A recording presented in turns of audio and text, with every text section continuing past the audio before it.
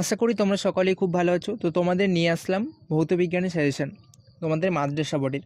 তো অলরেডি আমাদের ভৌতবিজ্ঞানের 4টি অধ্যায় সাজেশন আলোচনা করা হয়ে গেছে। পরিবেশের জন্য ভাবনা, গ্যাসের আচরণ, রাসায়নিক গণনা, তাপের ঘটনাসমূহ, এই 4টি অধ্যায় আমি দিয়েছি মোস্ট গুরুত্বপূর্ণ প্রশ্নগুলি। যদি ভিডিওটি না দেখে থাকো অবশ্যই কিন্তু ভিডিওটি দেখে নেবে, এবং যে প্রশ্নগুলি আলোচনা করা হয়েছে সেখান থেকে কিন্তু কমন পাবেই তোমরা। তো ভিডিওটি অবশ্যই দেখবে। আজকে আলোচনা করব চলতরিৎ অধ্যায়টি। এই অধ্যায়টি মোস্ট ইম্পর্টেন্ট, এবং এই অধ্যায় থেকে সব থেকে বেশি কোশ্চেন আসবে চলতরিৎ অধ্যায় এবং আলু অধ্যায় থেকে। তো আজকের সিরিজ 2 সাজেশন লাস্ট মিনিট।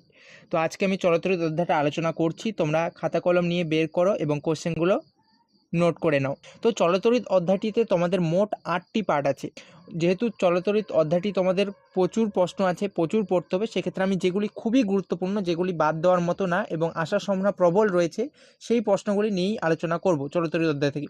তো 8টি পার্ট থেকে যে পার্টগুলো মোস্ট ইম্পর্টেন্ট, যেগুলো থেকে কোশ্চেন আসার সম্ভাবনা প্রবল, ঠিক আছে, সেই পার্টগুলো আমি আগে আলোচনা করছি, এবং যেই পার্টগুলো একটু কম গুরুত্বপূর্ণ সেই পার্টগুলো আমি পরে আলোচনা করব। তো আমি তোমাদের প্রথম পার্টটি যেটা আলোচনা করব সেটা হচ্ছে তড়িৎ চৌম্বক। তোমাদের এটা 5 নম্বর পার্ট, তড়িৎ চৌম্বকত্ব। তো এইখান থেকে কিন্তু প্রশ্ন থাকার সম্ভাবনা প্রবল রয়েছে। তো অবশ্যই কিন্তু কোশ্চেনগুলো প্র্যাকটিস করবে, এখান থেকে যে কটা কোশ্চেন বলছি, ঠিক আছে। তো 1 নম্বর কোশ্চেন প্র্যাকটিস করবে তোমরা, ফ্লেমিং এর বামহস্ত নিয়মটি বিবৃত করো চিত্রসহ। কোন যন্ত্রে নিয়মটি প্রদর্শন করা যায়?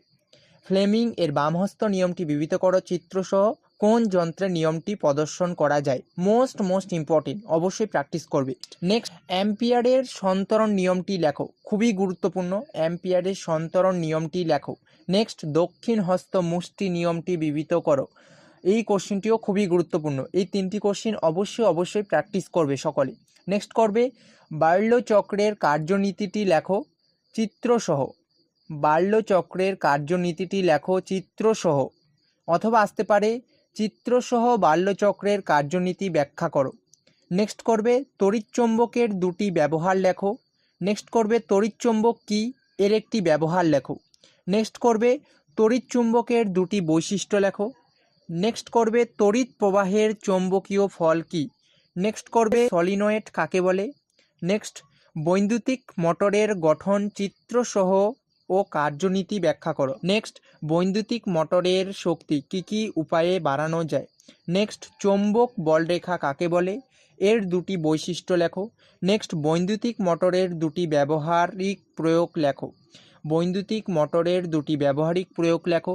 নেক্সট, বার্লো চক্রের নিম্নলিখিত প্রক্রিয়াগুলি করা হলে চক্রে ঘূর্ণনের কী পরিবর্তন হবে লেখো। 1 নম্বর, তড়িৎ প্রবাহ মাত্রা বাড়ানো হলো। 2 নম্বর, চৌম্বকের মেরুদয়ের অবস্থান উল্টে দেওয়া হলো। 3 নম্বর, চৌম্বক ক্ষেত্রের প্রাবল্য বাড়ানো হলো। 4 নম্বর, সমমুখী তড়িৎ প্রবাহের পরিবর্তী প্রবাহ পাঠানো হলো। 5 নম্বর, তড়িৎচৌম্বক ক্ষেত্র এবং প্রবাহের অভিমুখ একসঙ্গে উল্টে দেওয়া হলো। নেক্সট কোশ্চেন করবে, তড়িৎচৌম্বক তৈরি করতে কাঁচা লোহা ব্যবহার করা হয়, ইস্পাত ব্যবহার করা হয় না কেন? অথবা এই কোশ্চেনটি আসতে পারে, তড়িৎচৌম্বক বা বৈদ্যুতিক ঘণ্টায় কাঁচা লোহা ব্যবহার করা হয় কেন? তো তড়িৎচৌম্বকত্ব পার্টটি থেকে অবশ্যই এই 15টি কোশ্চেন কিন্তু প্র্যাকটিস করবে। মোস্ট ইম্পর্টেন্ট, এখান থেকে কিন্তু একটি প্রশ্ন আসার সম্ভাবনা প্রবল রয়েছে। যদি কোনো কোশ্চেন না হয়ে থাকে তাহলে অবশ্যই প্র্যাকটিস করবে, আর যদি প্র্যাকটিস করা হয়ে থাকে তাহলে খুবই ভালো। এই কোশ্চেনগুলো কিন্তু তোমাদের 1, 2, 3 যে কোনো মানের আসতে পারে এখান থেকে, তো খুব ভালো করে প্র্যাকটিস করো। নেক্সট পার্ট আলোচনা করব 6 নম্বর, যে পার্টটি তোমাদের তড়িৎ চৌম্বকীয় আবেশ, চলতরিৎ অধ্যায় থেকে, ঠিক আছে। তড়িৎ চৌম্বকীয় আবেশ এই পার্টটি আলোচনা করব। এই পার্টটি থেকেও কিন্তু কোশ্চেন আসার সম্ভাবনা প্রবল রয়েছে। তো 1 নম্বর কোশ্চেন করবে, তড়িৎ চৌম্বকীয় আবেশ সম্পর্কিত ফ্যারাডের সূত্রগুলি বিবৃত করো বা লেখো। খুব ইম্পর্টেন্ট, অবশ্যই করবে। তড়িৎচৌম্বকীয় আবেশ সম্পর্কিত ফ্যারাডের সূত্রগুলি বিবৃত করো। নেক্সট করবে, তড়িৎচৌম্বকীয় আবেশ সম্পর্কিত লেন্জের সূত্রটি বিবৃত করো। তড়িৎচৌম্বকীয় আবেশ সম্পর্কিত লেন্জের সূত্রটি বিবৃত করো। খুবই ইম্পর্টেন্ট, এ দুটির মধ্যে একটি আসার সম্ভাবনা প্রবল রয়েছে। নেক্সট করবে, ফ্লেমিং এর ডানহস্ত নিয়মটি লেখো। ফ্লেমিং এর ডানহস্ত নিয়মটি লেখো, এটিও কিন্তু মোস্ট ইম্পর্টেন্ট রয়েছে, অবশ্যই প্র্যাকটিস করবে। নেক্সট করবে, তড়িৎচুম্বকীয় আবেশ কাকে বলে, এর একটি ব্যবহার লেখো। নেক্সট করবে, সমপ্রবাহ কাকে বলে, চিত্রসহ উল্লেখ করো। নেক্সট করবে, পরিবর্তী তড়িৎ প্রবাহ কাকে বলে। নেক্সট করবে, চৌম্বক প্রবাহ কি। নেক্সট করবে, আবিষ্ঠ তড়িৎচালক বল কি। আবিষ্ঠ তড়িৎচালক বলের মান কোন কোন বিষয়ের ওপর নির্ভর করে।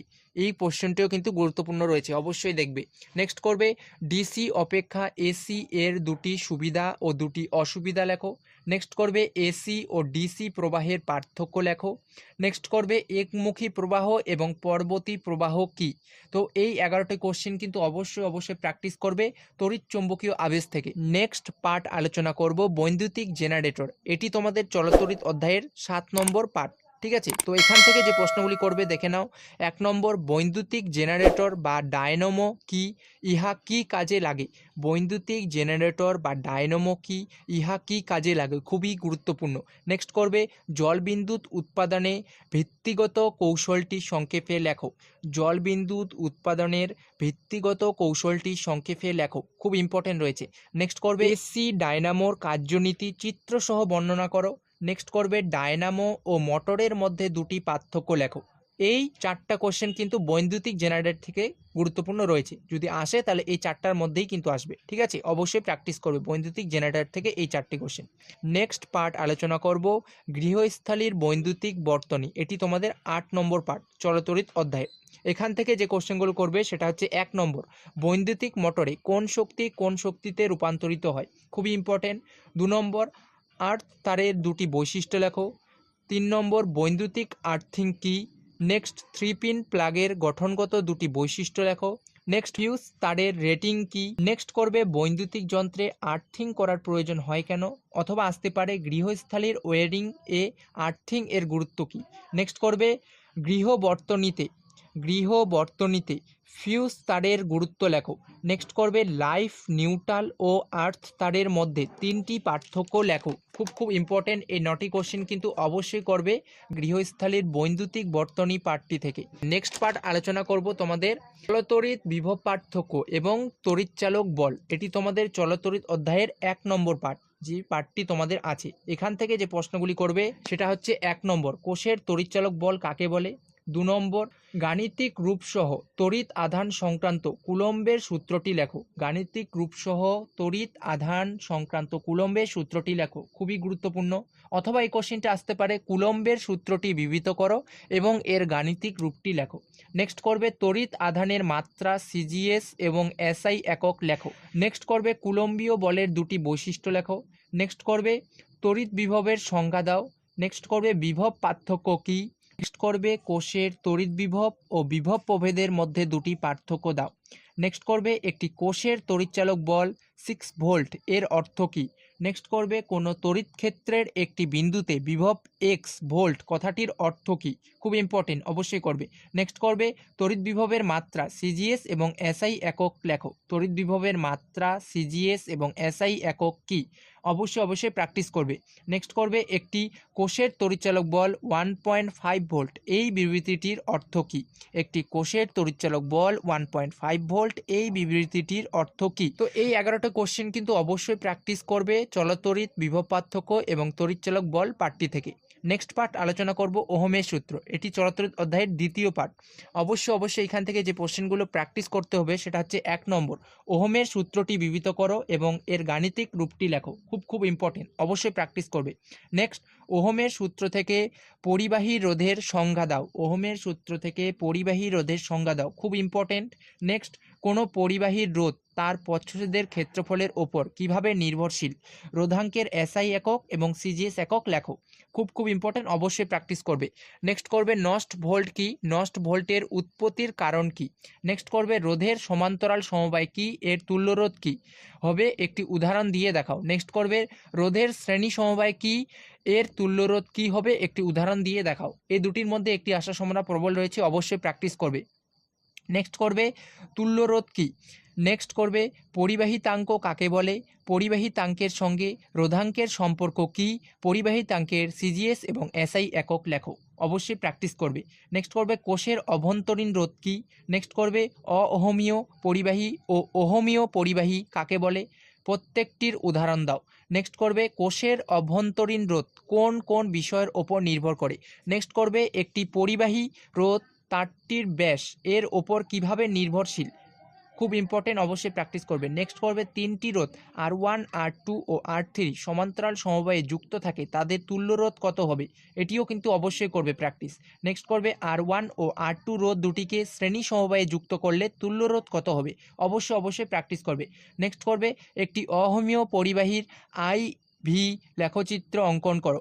একটি অহমীয় পরিবাহীর আই ভি লেখচিত্র অঙ্কন করো। নেক্সট করবে ওহমের সূত্র থেকে রোধের সংজ্ঞা বা ধারণা দাও। খুব ইম্পর্টেন্ট, অবশ্যই প্র্যাকটিস করবে। ওটা কোশ্চেন অবশ্যই কিন্তু প্র্যাকটিস করবে ওহমের সূত্র পার্টটা থেকে।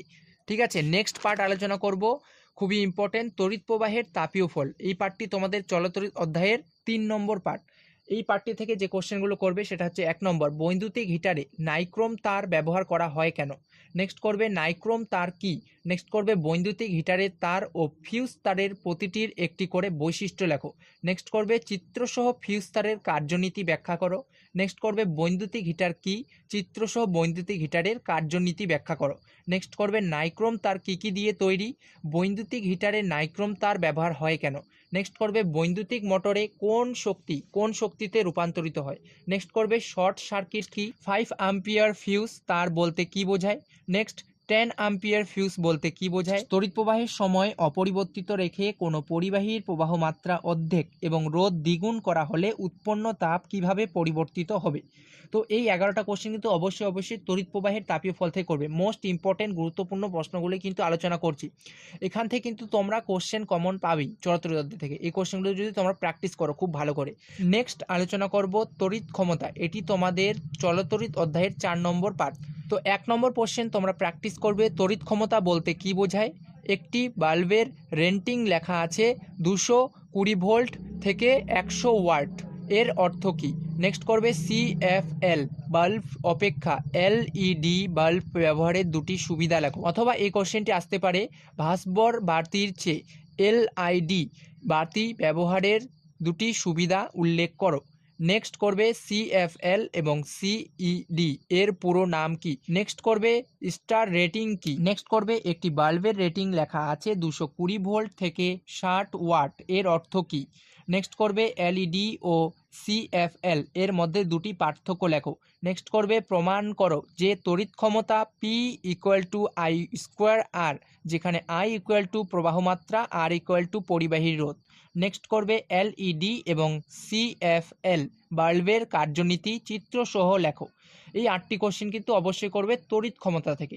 তো যে কোশ্চেনগুলো আলোচনা করলাম এখান থেকে, মোট 85টা কোশ্চেন আমি আলোচনা করলাম। এই 85টা কোশ্চেন থেকে তোমাদের কিন্তু এক্সামে কমন পাচ্ছই। মোস্ট ইম্পর্টেন্ট, এবং আমি বারবার বলছি যে এই কোশ্চেনগুলো কিন্তু অবশ্যই প্র্যাকটিস করবে, কারণ এখান থেকে কিন্তু কোশ্চেন আসবেই। তো অবশ্যই কিন্তু প্র্যাকটিস করবে। যদি প্র্যাকটিস করা না হয়ে থাকে তো নেক্সট যে অধ্যায়গুলো আছে সেগুলো আমি খুব তাড়াতাড়ি 2-1 দিনের মধ্যে আলোচনা করে দেবো, মোস্ট ইম্পর্টেন্ট কোশ্চেনগুলো। এবং এই কোশ্চেনগুলো কিন্তু আমার স্টুডেন্টদেরও আমি করাচ্ছি লাস্ট মিনিট সাজেশন হিসেবে। খুব গুরুত্বপূর্ণ এই অধ্যায়ে, যেহেতু প্রচুর প্রশ্ন রয়েছে সেক্ষেত্রে একটু কোশ্চেন সংখ্যা বেশি আছে, তো সেক্ষেত্রে প্র্যাকটিস কিন্তু করতেই হবে। তো কোশ্চেনগুলো অবশ্যই প্র্যাকটিস করো। তো দেখা হচ্ছে কোনো নেক্সট ভিডিওতে। সবাই ভালো থেকো, সুস্থ থেকো।